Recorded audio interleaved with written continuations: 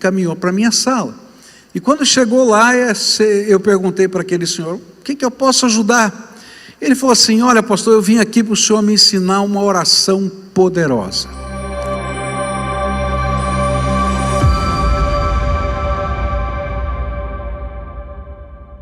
Muitos anos atrás, a minha sala pastoral ficava bem ali na entrada do prédio ali, né, do prédio de hoje, que é o nosso ginásio de esportes, ali a parte do salão social, e tinha uma salinha ali, e eu ficava naquela salinha. E não tinha plantão pastoral, eu é que fazia o plantão pastoral. Então eu vinha, ficava ali nos horários, anunciava os horários. Algumas pessoas eram agendadas, outras vinham para conversar com o pastor. E eu me lembro que chegou uma pessoa, procurou lá a recepção ficava lá também, e disse: olha, eu queria falar com o pastor. Ele falou: não tem problema, o pastor está aqui, me encaminhou para a minha sala. E quando chegou lá, eu perguntei para aquele senhor: o que eu posso ajudar? Ele falou assim: olha, pastor, eu vim aqui para o senhor me ensinar uma oração poderosa.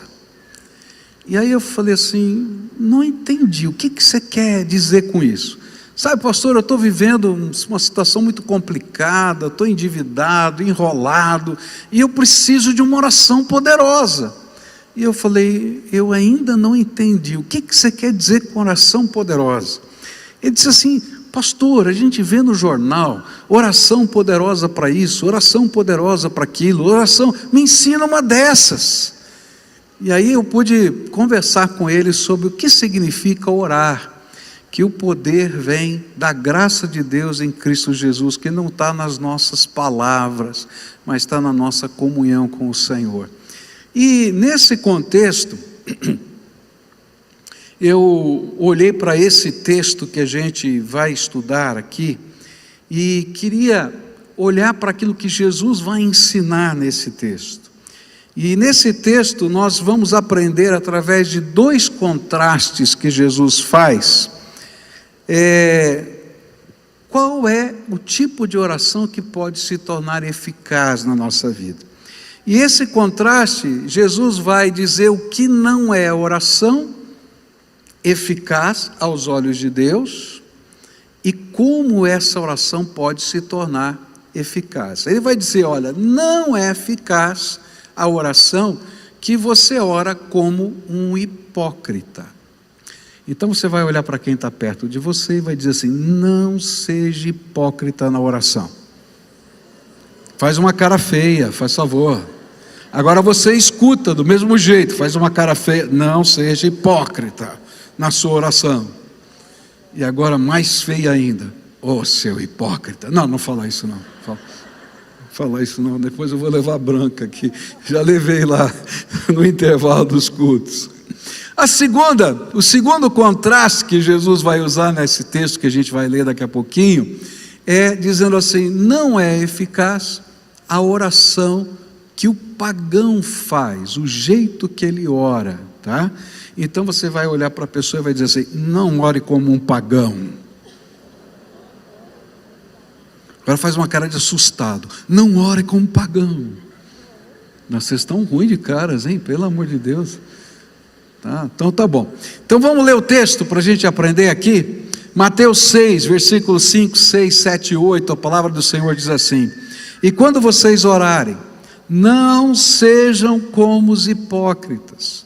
Eles gostam de ficar orando em pé nas sinagogas e nas esquinas, a fim de serem vistos pelos outros, e eu lhes asseguro que eles já receberam sua plena recompensa.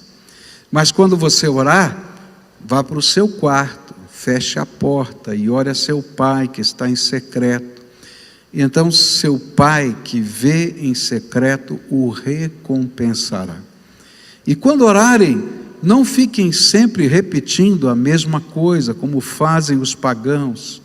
Eles pensam que por muito falarem, serão ouvidos. Não sejam iguais a eles, porque o seu pai sabe do que vocês precisam, antes mesmo de o pedirem. Então, primeiro contraste: não ore como um hipócrita. As palavras de Jesus aqui, que nós acabamos de ler, não tem a ver com estar em pé ou orar em voz alta?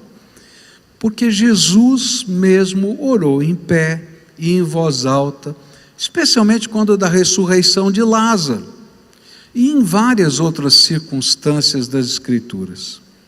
O que está em foco aqui é a motivação do que nos leva a orar. O que faz uma oração ser hipócrita diante de Deus? É a motivação da gente.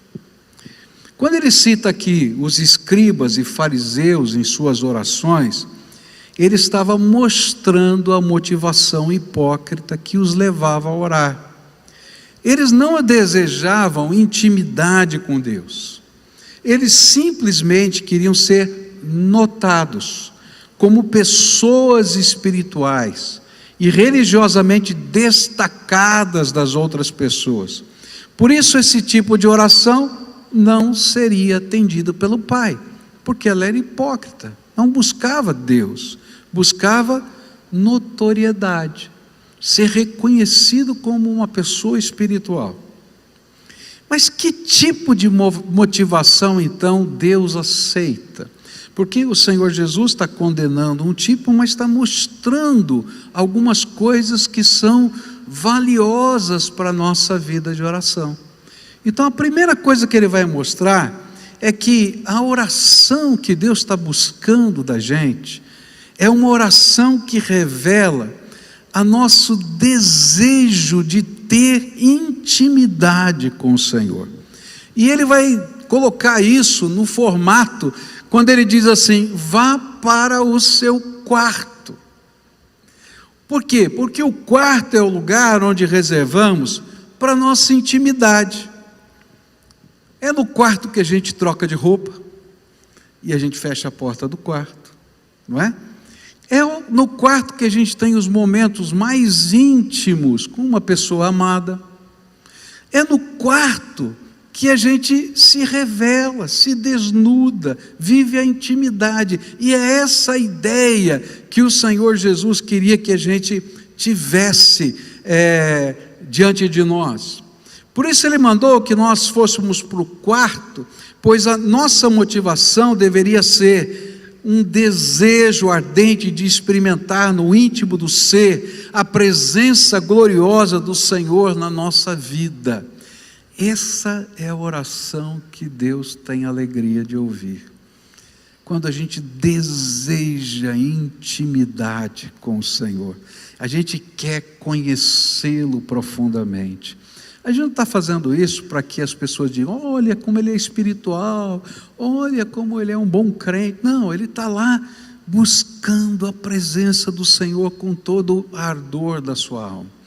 Você já sabe, eu já contei isso para você inúmeras vezes, você já deve ter até cansado de ouvir, mas para mim é tão importante. Na minha vida, a grande diferença na minha caminhada de fé foi quando um dia eu ouvi um jovem dizendo que Deus falava com ele, e isso mexeu com a minha cabeça. Eu achei que o homem era maluco, era doido, ouvia vozes. Mas quando eu cheguei na minha casa, eu só tinha 12 anos de idade, eu disse: se Deus pode falar com o ser humano, eu quero conhecer esse Deus que fala. E aí, sem saber, que Jesus ensinava que a gente tinha que entrar no quarto, fechar a porta para ter essa intimidade, eu entrei no meu quarto, fechei a porta, me ajoelhei na presença dele, porque eu queria ouvir a voz dele. E eu fiz isso simplesmente porque os meus irmãos estavam assistindo televisão, a minha mãe estava cozinhando o jantar, e eu podia ficar quietinho e ter um encontro pessoal com o Senhor. O que Deus está buscando na nossa vida é esse desejo ardente de se encontrar com Ele. Quando Ele encontra pessoas que desejam ardentemente encontrar-se com Ele, Ele se revela a essas pessoas. E aí a oração deixa de ser um monólogo na presença de Deus e passa a ser um diálogo, onde as coisas extraordinárias de Deus começam a ser reveladas, e a gente vai descobrir coisas tremendas. Foi ali, naquela intimidade com Deus, que eu tive as maiores experiências espirituais com o poder do Espírito Santo na minha vida, com a manifestação de dons na minha vida. Foi ali no meu quarto, não foi na presença das pessoas, foi ali na presença do Senhor, em que recebi do Senhor ensino, discernimento para a minha vida. Eu me lembro que quando nós estávamos para recebermos o convite dessa igreja para pastorear, havia muita coisa em jogo naquele tempo. Naquele tempo havia um certo conforto para nós, porque nós morávamos no 9º andar de um prédio, meu sogro e minha sogra moravam no 5º andar. Eles moravam no 5º andar. Então, se a gente precisava fazer uma visita, fazer qualquer coisa, pegava o interfone e dizia: olha, dá para você olhar aqui as crianças? E aí um subia ou desciam as crianças, era tão rápido, tão fácil. Sem contar as vezes que o meu sogro deixava o chinelo na sala, deixava a minha sogra sozinha e escondido subia para o 9º andar para ver os netos. E de repente ligava a minha sogra: o Zé está aí. Eu dizia: tá. Eu não entendia.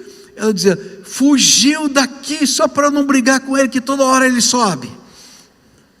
Então havia muita coisa em jogo.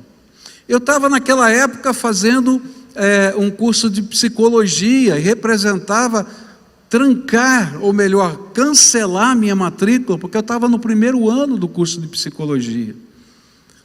Vou falar baixinho, eu ganhava mais em São Paulo do que vim ganhar aqui. Mas eu precisava saber o que Deus tinha para a minha vida. É ali, naquela intimidade com o Senhor, no quarto da gente, que Deus revela. Então fizemos um combinado, eu e minha mulher. Olha, você durante essa semana vai buscar a resposta de Deus, eu vou buscar essa semana a resposta de Deus, e nós precisamos responder isso, porque senão essa ansiedade vai ficar muito grande. E aí oramos durante uma semana. E Deus, esse Deus que se revela na intimidade de quem o busca, falou a mesma coisa para mim e para ela. Os dois o Senhor falou usando o texto de Abraão e dizendo: deixa a tua casa, a tua parentela e vai para o lugar que eu vou te mostrar. E eu falei: então, Senhor, já sabemos o que temos que fazer. E assim acontece na vida daqueles que adoram o Senhor. É lá na intimidade, é lá com a porta fechada, buscando a presença de Deus, que Ele fala, que Ele se revela, que Ele se mostra. Eu poderia contar para vocês inúmeras situações, inúmeras para vocês. O lugar onde nós estamos, nós conseguimos pela graça de Deus, terminar essa construção no dia 14 de maio, não é? De 2014, não é? E a gente ficou feliz da vida, mas sabe, tudo isso foi um processo na oração. A gente sabia que precisava de 15 milhões de reais para terminar essa obra, não havia como terminar se a gente não tivesse esse dinheiro. E aí em oração o Senhor falou para eu procurar um empréstimo, e naquela época era uma loucura. Eu levei tanta bronca de tanta gente, porque a gente foi pedir empréstimo, primeiro porque nem banco emprestava para a igreja, mas na graça de Deus Ele falou: vai que eu vou abençoar. A diretoria do Bradesco veio aqui nesse lugar, veio conhecer esse trabalho. A diretoria veio lá de São Paulo, veio aqui para conhecer esse lugar, e o primeiro empréstimo para uma igreja no Brasil saiu aqui nessa igreja, porque Deus ouviu a oração e respondeu. Emprestaram os 15 milhões e hoje está tudo pago, porque Deus estava naquele negócio.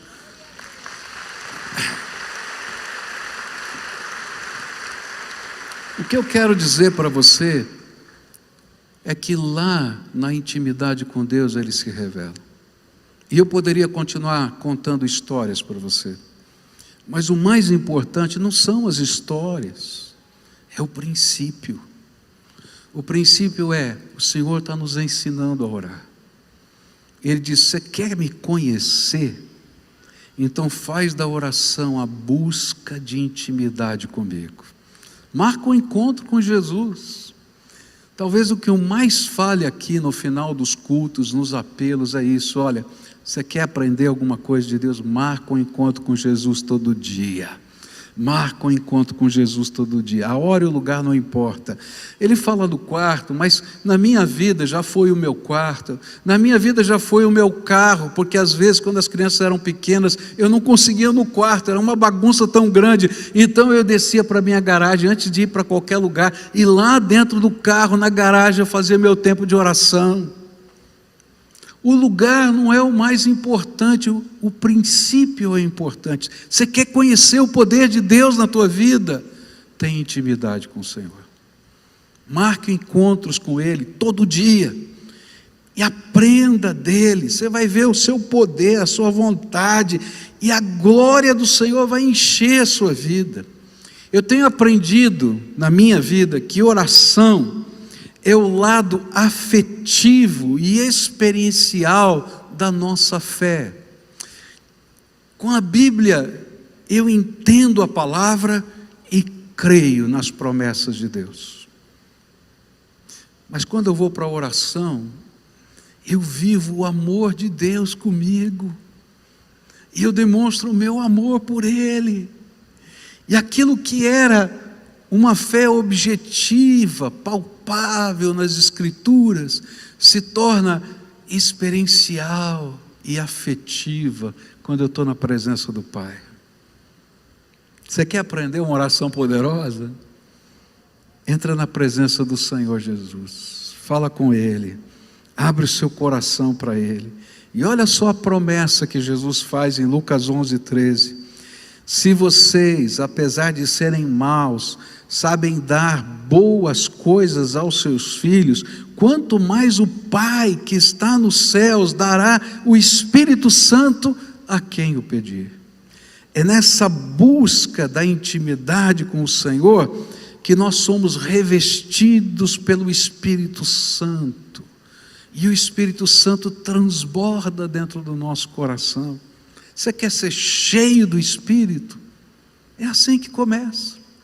Às vezes a gente imagina que ser cheio do Espírito é um processo em que a minha força de vontade vai determinar o abandono dos meus pecados.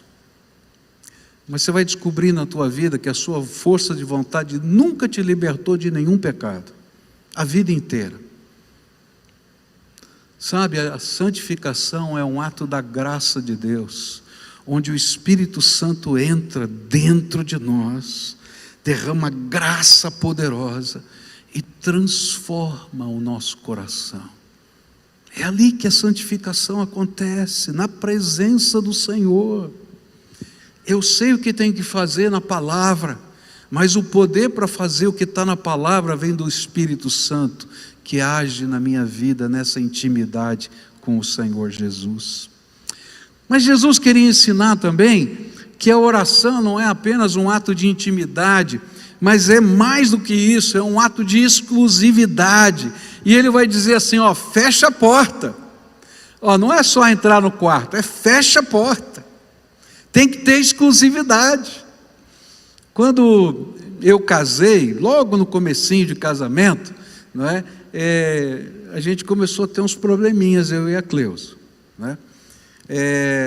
Eu chegava, e o tempo, o horário, o lugar que eu sempre li quando solteiro, né, os meus livros, eu sempre gostei de livros, era o meu quarto. Então eu levava tudo aquilo que eu queria ler para o quarto, ficava ali.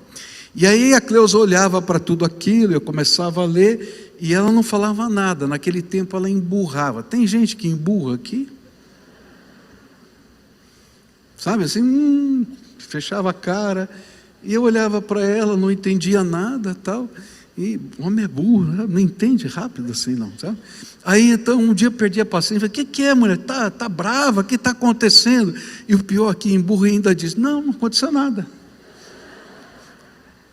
Só na minha casa que acontece, na sua não, né? Tá. Então, aí um dia a gente conversou, eu falei assim, olha, eu não gosto que você leve os livros para o quarto. No quarto você é meu. De mais ninguém, nem dos livros. Negócio bom, né? Tá? Ok. Parei de levar os livros. Mas a gente morava numa casa pequenininha, tinha o quarto, a sala e a cozinha. E eu sou um cara assim que precisa de concentração para estudar. Então eu fui para a sala, botei os meus livros na sala, demorava para ir para o quarto, eu estava lá estudando, trabalhando, e ela, para poder ir para a cozinha, tinha que passar pela sala. Cada vez que ela passava, eu olhava feio. Estava me incomodando aqui. Eu dizia, desculpa, mas não tinha outro jeito. Mas sabe o que estava lá nessa história? É que vale para a minha vida e para a sua vida, com a intimidade com Deus. Deus quer exclusividade, por isso Ele diz, fecha a porta. Eu não sei se você é ansioso, né? Eu não sou uma pessoa preocupada, normalmente eu não perco o sono por isso, mas eu tenho um problema de ansiedade no sentido que a minha mente fica acelerada, e eu começo a pensar num monte de coisa. Só eu, né? Não? Fica um monte de coisa, né? E o pior é que agora tem celular. E quando faz aquele barulhinho de celular, você já diz assim, e agora? O que veio? E você está bem na hora da oração.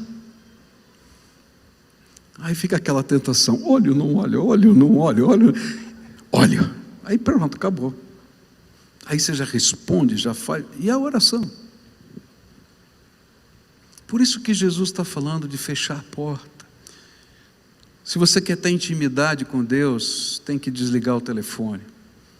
Se você quer ter intimidade com Deus, tem que ter privacidade, exclusividade. Esse é meu tempo na tua presença, é minha oferta de adoração, é meu sacrifício de louvor, como está lá em Hebreus. É o meu momento na presença do Altíssimo. É uma audiência com o Todo-Poderoso do universo. Você já pensou, você vai ter uma audiência com o Todo-Poderoso do universo, você fala, um minutinho por favor, vou dar uma olhadinha aqui. No mínimo é falta de educação, para não dizer outra coisa. É disso que Jesus está falando. Se você quer viver uma oração poderosa na tua vida, então você precisa viver intimidade e exclusividade. Sabe, nessa intimidade e exclusividade, você vai aprender algumas virtudes. A primeira virtude é fé, porque você vai ouvir palavra de Deus, direção do Espírito, e você vai crer que o Senhor vai fazer. E em seguida vem coragem, para dar passos de fé, para transformar isso em algo concreto no seu dia a dia. Mas isso tem que ser construído ali. Mas também é lá nessa intimidade que o Senhor vai te dar discernimento. Porque às vezes, no meio das pressões da vida, há coisas que parecem boas, e a gente pode entrar em ciladas, e é lá na oração que o Senhor revela e diz, opa, presta atenção, isso aqui é uma cilada. E você começa a ter discernimento. Queridos, tem muita gente sofrendo nessa vida, porque não tem discernimento espiritual, faz negócios errados, fala coisa errada, está no lugar errado, e não percebe. Mas é lá na oração que o Senhor vai revelar isso para a gente. Mas para isso, a gente vai ter que estar na presença do Senhor, com intimidade e exclusividade. E a consequência disso, Jesus disse, ora, o seu Pai que está em secreto, então o seu Pai que vem em secreto o recompensará. E aí vem as graças de Deus derramadas sobre a nossa vida. Mas Jesus usou um segundo contraste, eu vou passar correndo por ele porque meu tempo já acabou, tá? Que é, não ore como um pagão. Então, não ore como um hipócrita. Você já aprendeu, não aprendeu? Então, olha de novo para dizer assim, não ore como hipócrita. Isso significa, né? Intimidade, exclusividade e busca as respostas de Deus. Mas também tem, não ore como um pagão. O que Jesus queria dizer com isso? E quando orarem, não fiquem sempre repetindo a mesma coisa, como fazem os pagãos. Eles pensam que por muito falarem serão ouvidos. Não sejam iguais a eles, porque o seu Pai sabe que vocês precisam antes mesmo de o pedirem. E o segundo contraste é não orar da maneira como os pagãos oravam. E a gente pode ver na Bíblia como é que os pagãos oravam. Lá em Atos 19:34 está escrito assim: quando, porém, reconheceram que ele era judeu, todos a uma voz gritaram por espaço de quase 2 horas: grande é Diana dos Efésios. 2 horas. Grande é Diana dos Efésios. Eles repetiam um mantra, ficavam repetindo. Em 1 Reis 18, verso 26, vai dizer assim: os profetas de Baal pegaram o touro que havia sido trazido para eles e o prepararam e oraram a Baal desde a manhã até o meio-dia, e eles gritavam assim: ó Baal, responde às nossas orações. Olha, foram 6 horas. Ó Baal, responde às nossas orações. E ficaram dançando em volta do altar que haviam feito, porém não houve resposta. E no verso 28 desse texto, vai dizer que quando chegou um determinado momento, eles não viam resposta, eles começaram a se automutilar, eles começaram a se cortar enquanto diziam essas coisas. Há 2 coisas que Jesus está colocando aqui. A nossa oração que funciona não é feita por repetição de palavras. Repetição de palavras que às vezes não tem sentido para a gente, nem por autoflagelação. 2 coisas que os pagãos faziam. A oração no meio do cristianismo, ela mudou quando vai chegando perto da Idade Média. Até essa época, a oração era uma conversa com Deus, era um bate-papo com Deus. Aí começaram a surgir movimentos dos monges, e nesses monges, nessa tentativa de contemplação, 2 coisas começaram a acontecer. Primeira coisa era a autoflagelação. Então você vai encontrar nos livros de história que eles pegavam chicotes e enquanto oravam, batiam nas costas, se cortavam, mas Jesus nunca pediu para fazer isso. Essa autoflagelação passou também para as comunidades, para as pessoas, e elas começaram então a carregar cruzes pela rua, a subir de joelhos escadarias, se machucarem enquanto fazem essas coisas. Mas Jesus nunca pediu isso, ele pediu exclusividade, intimidade, espiritualidade na vida. É isso que ele está falando. Mas também surgiu a repetição de determinadas orações. E como é que elas surgiram? Elas surgiram porque na confissão havia um segundo momento da confissão, que era o momento da penitência. E como é que era o castigo? Porque penitência significa castigo. Então você vai, orar ou rezar, sem Ave Maria, sem Padre Nosso, não sei o quê, não é isso aí? Isso era a penitência. Então veja bem, a oração, que era um negócio para você curtir a presença de Deus, virou castigo. E cá entre nós, você ficar repetindo a mesma coisa é castigo mesmo, não é?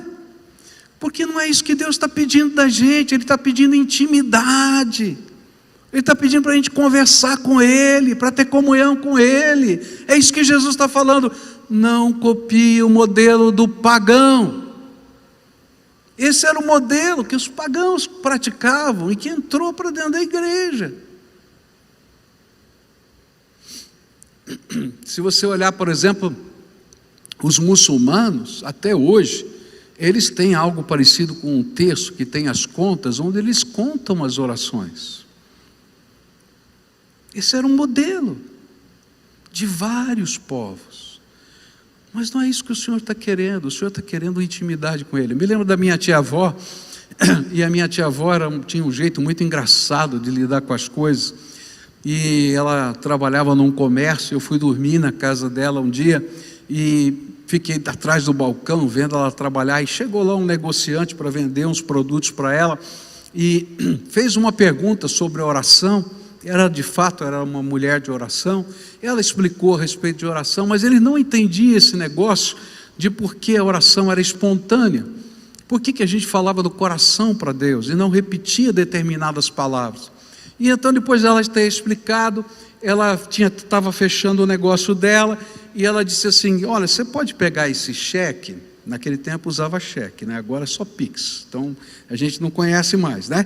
Então vamos lá, pegava o cheque: ó, você pode depositar a semana que vem? Não, não tem problema, isso aqui eu deposito a semana que vem. Não tem problema, tá? Fazia parte do jeito de comerciar.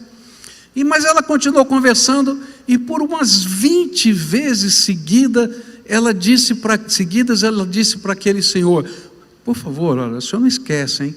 Deposita só na semana que vem. Aí chegou lá pela 20ª vez, ele disse: a senhora não confia em mim? Nós trabalhamos há tanto tempo, e a senhora está me pedindo já sei lá quantas vezes, confia em mim.